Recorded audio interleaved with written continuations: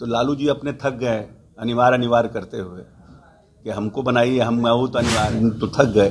अब तेजस्वी जी को अनिवार्य कर रहे हैं। अब तो बिहार की जनता ने डिसाइड किया विकास के पथ पर कैसे है, और जो लोग चाह रहे हैं आना, उनके आने से बिहार का क्या होगा। कि तेजस्वी जी जाएंगे और राज्यपाल से मिलेंगे और सरकार की बड़ाई करेंगे, ये सब तो ओपोजिशन का अधिकार है, जिस अधिकार का वो प्रयोग कर रहे हैं कि लॉ एंड ऑर्डर है।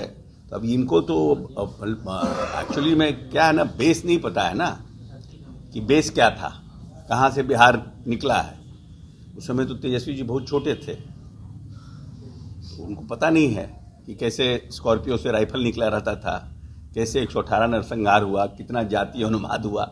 ये सब तो उस समय बच्चे थे, तो उस समय तो जानकारी नहीं है। उन्होंने ये भी कहा कि बिहार को मुख्यमंत्री नहीं डीके चला रहे हैं। वो तो बहुत कॉमन है।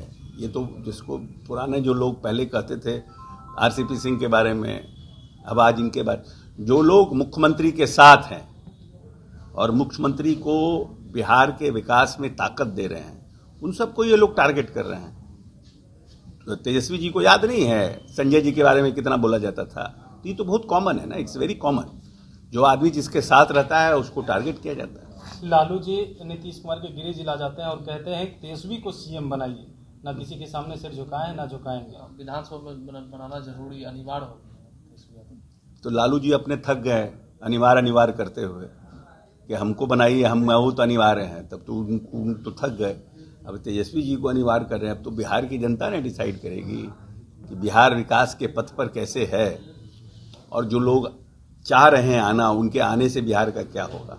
Don't worry about Bihar. BJP और एनडीए, बीजेपी और जेडीयू और बाकी जो हमारे घटक दल है, इसमें कहीं कोई कन्फ्यूजन नहीं। हम लोग मजबूती से घूम रहे हैं। हम लोग पांचों यहाँ एनडीए चुनाव लड़ेगी नीतीश जी के नेतृत्व में। Is no confusion. Rahul Gandhi आए थे और दलितों पर बहुत सारी चीज़ें उन्होंने कही, और दलितों, एक ऐसा लग रहा है कि बड़े वोट बैंक पर कांग्रेस अपना अधिकार जमाना चाहती है। लगता है सफलता मिलेगी? तो ये तो डिसाइड अब कैसे कह सकते हैं, बट ये तो डिसाइड करें। लेकिन आज तक इतने साल में कभी जगलाल चौधरी जी की जयंती मनी? सिर्फ चुनाव के ही साल में क्यों जगलाल चौधरी जी याद किए गए? जगलाल चौधरी की मूर्ति किसने लगाया? आज़ादी के बाद लंबे समय तक यहाँ पर कांग्रेस की सरकार रही, क्यों नहीं जगलाल चौधरी जी की मूर्ति लगाई गई? जगलाल चौधरी की मूर्ति किसने लगाया, किसने शुद्ध लिया? वो नीतीश कुमार है। और आज तक आपने जगलाल चौधरी की जयंती में, अम्बेडकर जी की जयंती में बिहार आने की, आज चुनाव का साल है तो आपको सब याद आ रहे हैं। तो जनता यहाँ इतनी मूर्ख थोड़ी बैठी हुई है, जनता तो सब समझती है ना। जाति गणना की बात कही गई कि यहाँ के जाति सर्वे की हम बात नहीं कर रहे हैं, केवल महागठबंधन सरकार का सर्वे था वो, और वो तेलंगाना की बात कर रहे हैं, तेलंगाना का उदाहरण पेश कर रहे हैं। तो क्या लगता है कांग्रेस तेलंगाना का उदाहरण क्यों? तेलंगाना इसलिए कह रहे हैं कि उन्होंने कहा था, तो उनको लगता है कि जो हम कह रहे हैं वही सही है। लेकिन सबसे पहले इस देश में जातीय गणना किसने कराया? जातीय गणना की लड़ाई किसने लड़ी? जब जातीय गणना का नीतीश जी लड़ाई लड़ रहे थे, तो उस समय तो राहुल गांधी जी का कहीं या कांग्रेस पार्टी का कहीं कोई टिप्पणी नहीं आया कि हाँ ये अच्छा है, ये होना चाहिए, ये इसको नेशनल लेवल पर हम इशू बनाते। नीतीश जी ने तो अपने स्तर से सब जगह इन बातों को कहा। और जब महागठबंधन बना भी, इंडी सरकार बनी, तो जब बॉम्बे का मीटिंग हो रहा था, उन्होंने इस पर इशू क्रिएट किया कि भाई इसको आप नेशनल इशू बनाइए। लेकिन उसमें ममता बनर्जी जी ने विरोध किया, कांग्रेस चुपचाप सुनती रही।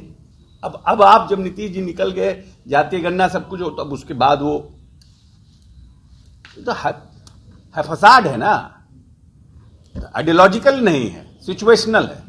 There is a difference between ideological politics and situational politics. Party की सरकार बन रही है। सर, आम आदमी पार्टी कह रही है ऑपरेशन लोटस चल रहा है, विधायकों को फोन जाने लगा। अभी तो कौन जीतेगा कौन हारेगा ऐसे कैसे पता है? केजरीवाल जी अगर अंतर्यामी हैं तो ये नहीं कुछ कहा जा सकता है। ये तो हाइपोथिकेटेड एंड बेसलेस जिसको बोलता है आरोप है। यू नेवर नो कि who is going to win. हम लोग भी 10 चुनाव लड़े हैं, खुद चुनाव लड़े हैं, हम लोग को पता रहता है क्या कि हम लोग जीत रहे हैं। कॉन्फिडेंस रहता है कि हाँ हम जीत रहे हैं, हम हार रहे हैं, लेकिन श्योरिटी तो किसी को रहती नहीं, तो किसको फोन जाएगा? तो टोटल बेसलेस है। दिल्ली में चुनाव को अब अरविंद केजरीवाल जी श्योर हैं क्यों जीत रहे हैं? हाँ। ये कहा बीजेपी अगर जीत जाती है तो क्या लगता है उसका असर बिहार पर भी पड़ सकता है? बिहार के चुनाव पर क्या असर पड़ेगा? बिहार के परिदृश्य में देखा जाए तो क्या